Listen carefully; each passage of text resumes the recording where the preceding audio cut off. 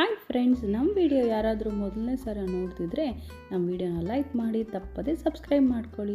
ಎಲ್ಲರಿಗೂ ನಮಸ್ಕಾರ. ನಾವು ಇವತ್ತು ಮಾಡುವ ರೆಸಿಪಿ ಎಗ್ ಸಾಂಬಾರು, ಮೊಟ್ಟೆ ಸಾಂಬಾರು. ಇದು ಮುದ್ದೆಗೆ ಮತ್ತು ಚಪಾತಿಗೆ, ರೈಸ್ಗೆ ಸೂಪರಾಗಿರುತ್ತೆ. ಟೇಸ್ಟಾಗಿ ಏನಾದರೂ ತಿನ್ನಬೇಕು ಅನ್ನಿಸಿದಾಗ ಕೇವಲ 10 ನಿಮಿಷದಲ್ಲಿ ಇದನ್ನು ಸೂಪರಾಗಿ ಮನೆಯಲ್ಲೇ ಮಾಡ್ಕೋಬೋದು. ಇದಕ್ಕೆ ಏನೇನು ಪದಾರ್ಥಗಳು ಬೇಕು ಅಂತ ನೋಡೋಣ ಬನ್ನಿ.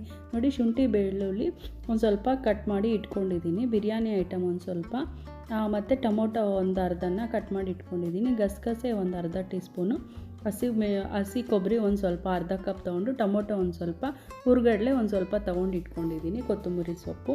ಇದನ್ನೆಲ್ಲನೂ ಒಂದೊಂದಾಗಿ ನಾವಿವಾಗ ಮಿಕ್ಸಿ ಜಾರ್ಗೆ ಸೇರಿಸ್ಕೊಳ್ಳೋಣ.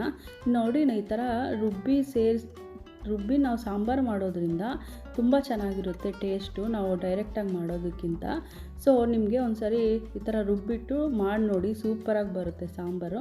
ಇದಕ್ಕೆ ಒಂದು ಸ್ವಲ್ಪ 2 ಟೀ ಸ್ಪೂನು ಧನಿಯಾ ಪೌಡ್ರನ್ನ ಸೇರಿಸ್ಕೊಳ್ತಾ ಇದ್ದೀನಿ, ಮತ್ತು 1 ಟೀ ಸ್ಪೂನು ಅಚ್ಕಾರದ ಪುಡಿನ ಸೇರಿಸ್ಕೊಳ್ತಾ ಇದ್ದೀನಿ. ನೀವು ಅಚ್ಕಾರದ ಪುಡಿ ಬೇಕಂದರೆ ಹಾಕ್ಕೊಳ್ಳಿ, ಇಲ್ಲ ಅಂದರೆ ಒಣಮೆಣ್ಸಿನ್ಕಾಯಿ ಬೇಕಾದರೂ ಹಾಕ್ಕೋಬೋದು, ಇಲ್ಲ ಹಸಿಮೆಣ್ಸಿನ್ಕಾಯಿ ಇಷ್ಟಪಡೋರಾದರೆ ಹಸಿಮೆಣ್ಸಿನ್ಕಾಯಿ ಕೂಡ ಹಾಕ್ಕೊಂಡು ನಾವು ಇದಕ್ಕೆ ಸರಿ ಹೋಗೋಷ್ಟು ನೀರನ್ನು ಸೇರಿಸ್ಕೊಳ್ಳಿ. ಚೆನ್ನಾಗಿ ರುಬ್ಕೊಂಡು ಇದನ್ನು ಒಂದು ಸೈಡಿಗೆ ಇಟ್ಬಿಡೋಣ. ಇವಾಗ ನೋಡಿ, ಈ ಥರ ಅಗಲ ಇರೋ ಪ್ಯಾನ್ ಒಂದು ತೊಗೊಂಡು ಅದಕ್ಕೆ ಎಣ್ಣೆ ಹಾಕ್ಕೊಂಡು, ಸಾಸಿವೆ ಜೀರಿಗೆ ಹಾಕ್ಕೊಂಡು, ಮತ್ತು ಸ್ವಲ್ಪ ಕರಿಬೇವು ಸೊಪ್ಪನ್ನು ಸೇರಿಸ್ಕೊಂಡು, ಅದಕ್ಕೆ ನಾವು ಇಷ್ಟೊತ್ತು ಮಿಕ್ಸಿಯಲ್ಲಿ ಗ್ರೈಂಡ್ ಮಾಡ್ಕೊಂಡು ಬಂದ್ವಲ್ಲ ಆ ಮಸಾಲಾನ ಇದಕ್ಕೆ ಸೇರಿಸ್ಕೊಳ್ಳೋಣ. ನೋಡಿ, ಈ ಥರ ನುಣ್ಣಗೆ ರುಬ್ಕೋಬೇಕು. ಈ ಮಸಾಲ ಇದಕ್ಕೆ ಸೇರಿಸ್ಕೊಂಡು ಇವಾಗ ವಾಟರ್ನ ಅಡ್ಜಸ್ಟ್ ಮಾಡ್ಕೊಳ್ಳಿ. ನಾನು ಮಿಕ್ಸಿ ಜಾರ್ಗೆ ಸ್ವಲ್ಪ ವಾಟರ್ನ ಸೇರಿಸ್ಕೊಂಡು ಹಾಕ್ಕೊಳ್ತಾ ಇದ್ದೀನಿ. ನೋಡ್ಕೊಂಡು ಅಡ್ಜಸ್ಟ್ ಮಾಡ್ಕೊಳ್ಳಿ. ನೀವು ರೈಸಿಗೆ ಯೂಸ್ ಮಾಡೋದಾದರೆ ಇನ್ನು ಸ್ವಲ್ಪ ನೀರನ್ನು ಸೇರಿಸ್ಕೊಳ್ಳಿ.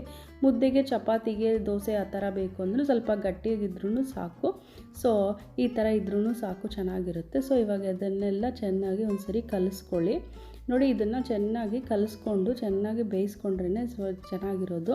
ಒಂದು ರುಚಿಗೆ ತಕ್ಕಷ್ಟು ಸಾಲ್ಟನ್ನು ಸೇರಿಸ್ಕೊಳ್ಳಿ, ಮತ್ತು ಒಂದು ಸ್ವಲ್ಪ ಚಿಲ್ಲಿ ಪೌಡರ್ನ ಅಡ್ಜಸ್ಟ್ ಮಾಡ್ಕೊಳ್ಳಿ. ಒಂದು ಸ್ವಲ್ಪ ಗರಂ ಮಸಾಲಾನ ಹಾಕ್ಕೊಳ್ಳಿ. ಇದು ನಮಗೆ ಹಸಿ ವಾಸನೆ ಹೋಗೋವರೆಗೂ ಸ್ವಲ್ಪ ನೀಟಾಗಿ ಸೇರಿಸ್ಕೋಬೇಕು. ಮತ್ತು ಇದೆಲ್ಲ ಬಾಯ್ಲ್ ಆದಮೇಲೆ ಈ ಟೈಮಲ್ಲೇ ನೀವು ಉಪ್ಪು ಖಾರ ನೋಡಿಕೊಂಡು ಅಡ್ಜಸ್ಟ್ ಮಾಡ್ಕೋಬೇಕು. ಒಂದು 5 ರಿಂದ 6 ನಿಮಿಷ ಮೀಡಿಯಮ್ ಫ್ಲೇಮಲ್ಲಿ ಇಟ್ಕೊಂಡು ಚೆನ್ನಾಗಿ ಬೇಯಿಸ್ಕೊಳ್ಳಿ ಇದನ್ನು.